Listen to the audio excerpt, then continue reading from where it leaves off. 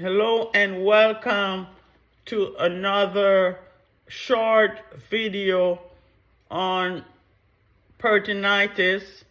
Peritonitis, that's inflammation of the peritoneum and the lining of the abdominal cavity, which results from infection of the peritoneum due to puncture.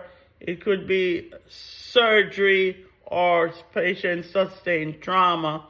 It also could cause from septicemia or rupture of part of the gastrointestinal tract. This can be life-threatening situation.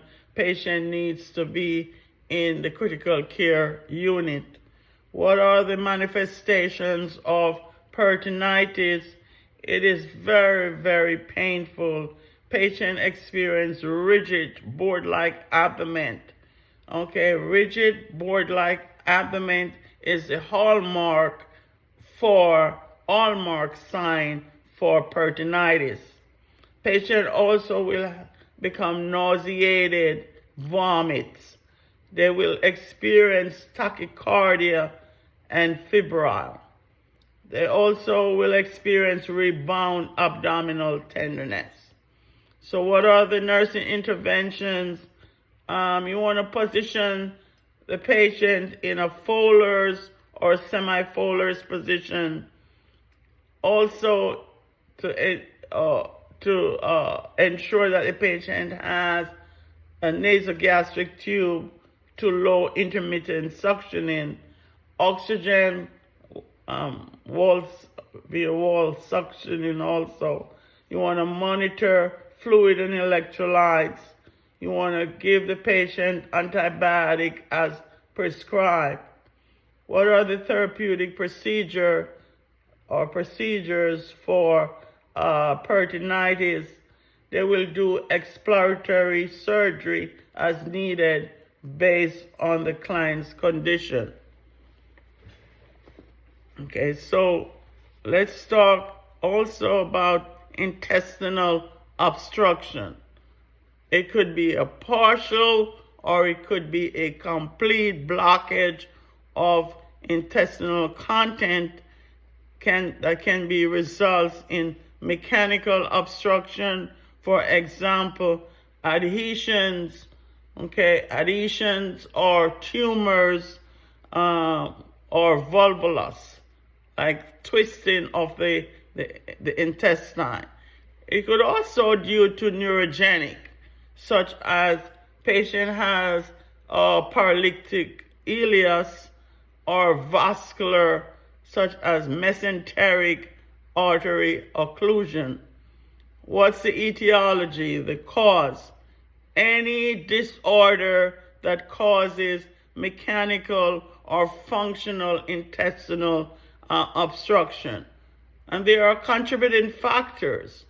Crohn's disease, remember, Crohn's disease affects the patient from the mouth to the anus.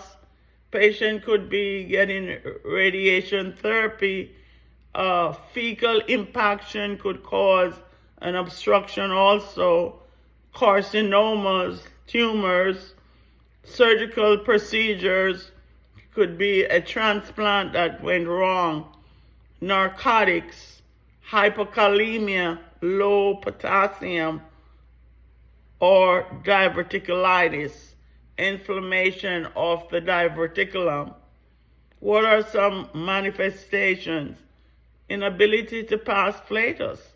Okay, the patient has an obstruction, or stool for greater than 8 hours, abdominal distension, hyperactive bowel sounds above the site of obstruction, or hypoactive or active bowel sounds below the site of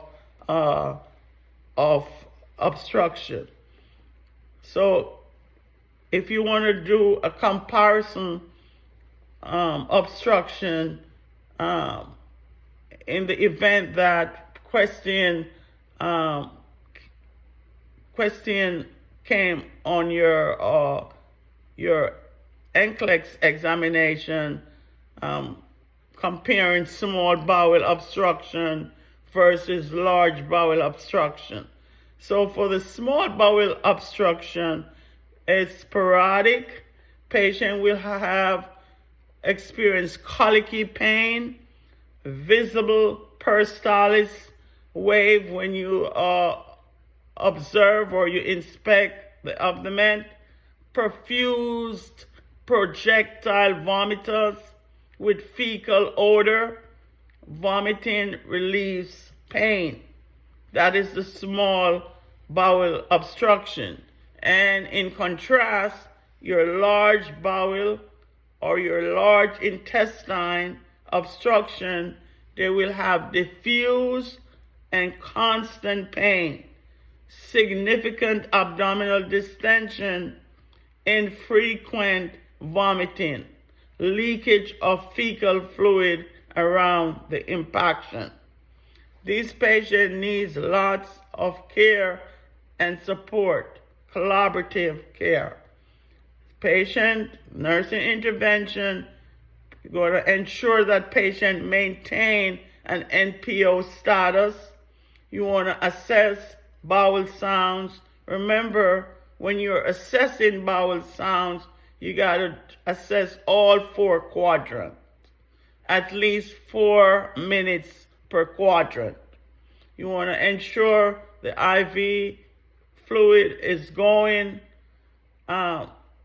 Pre-op the patient, preoperative care as ordered by the doctor, the NG tube for decompression, prevent fluid and electrolyte deficit, and what are the therapeutic measures?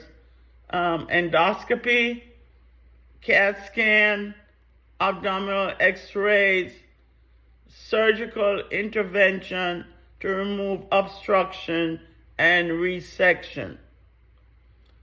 Patient will need client teaching to prevent measured based on their etiology and the type of diet that they would have.